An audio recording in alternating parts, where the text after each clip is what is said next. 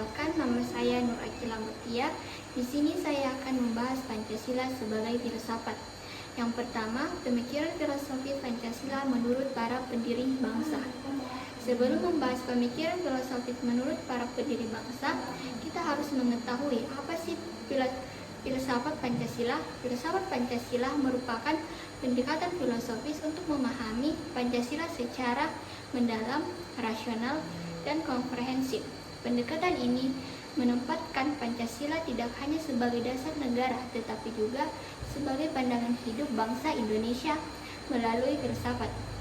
Pancasila dianalisis secara kritis untuk menggali makna, nilai, dan prinsip-prinsip yang terkandung di dalamnya, serta referensinya dalam kehidupan berbangsa dan bernegara. Pemikiran filosofis mengenai Pancasila telah dirumuskan oleh para pendiri bangsa dan tokoh intelektual seperti Soekarno, Muhammad Yamin, dan Muhammad Hatta. Dengan pendekatan yang relatif, logis, dan sistematis, pemikiran ini tidak hanya menjadi landasan sejarah, tetapi juga berfungsi sebagai pedoman untuk menjawab tantangan zaman. Untuk memahami Pancasila secara mendalam, analisis terhadap setiap sila dan inti nilai-nilainya menjadi sangat penting. Dan kita akan membahas pemikiran filosofis Pancasila dari para pendiri bangsa. Para pendiri bangsa atau the founding fathers telah memberikan warisan berharga berupa gagasan filosofis mengenai nilai-nilai Pancasila. Pemikiran mereka memberikan orientasi, landasan, dan prinsip dasar bagi kehidupan bernegara. Sebagaimana disebut oleh Yudi Latif pada tahun 2011, Pancasila adalah warisan jenius bangsa Indonesia yang relevan dari masa ke masa. Berikut adalah pemikiran filosofis dari beberapa pendiri bangsa. Yang pertama, pemikiran filosofis dari Soekarno. Soekarno sebagai penggagas utama Pancasila memberikan konsep ini pertama kali pada sidang BPU PKI pada tanggal 1 Juni 1945. Soekarno menjelaskan inti dari setiap sila Pancasila sebagai berikut. Ketuhanan yang Maha Esa, yang artinya bangsa Indonesia adalah bangsa yang bertuhan, dan setiap warganya diberi kebebasan untuk beribadah sesuai keyakinan masing-masing.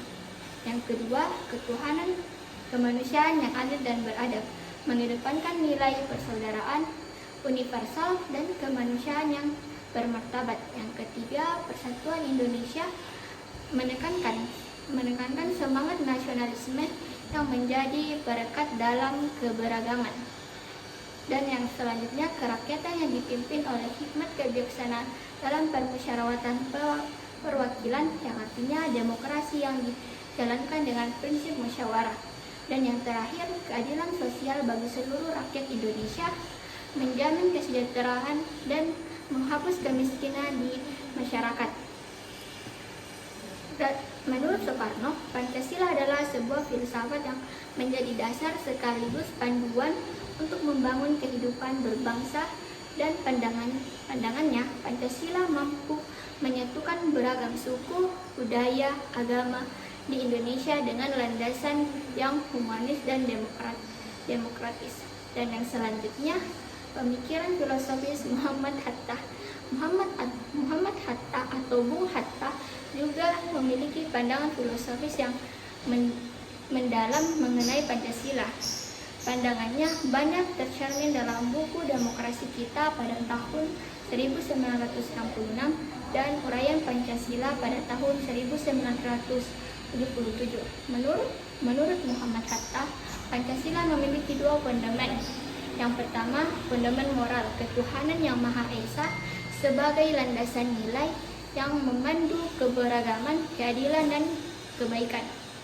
Dan yang kedua itu fondamen politik, prinsip kemanusiaan, persatuan, demokrasi, dan keadilan sosial sebagai dasar penyelenggaraan pemerintahan. Muhammad Hatta memberikan pentingnya moralitas dalam politik. Ia percaya bahwa dasar ketuhanan yang Maha Esa harus memimpin cita-cita kenegaraan untuk menciptakan pemerintahan yang adil, jujur, dan berorientasi pada kebaikan rakyat. Selain itu, setiap sila dalam Pancasila memiliki makna sebagai berikut. Yang pertama, ketuhanan yang Maha Esa menjadi landasan moral yang memandu praktik kehidupan berbangsa dan bernegara dengan nilai-nilai kebenaran dan kejujuran. Dan yang kedua, kemanusiaan yang adil dan beradab, menghormati hak-hak dasar warga negara termasuk hak hidup, kebebasan, dan keselamatan.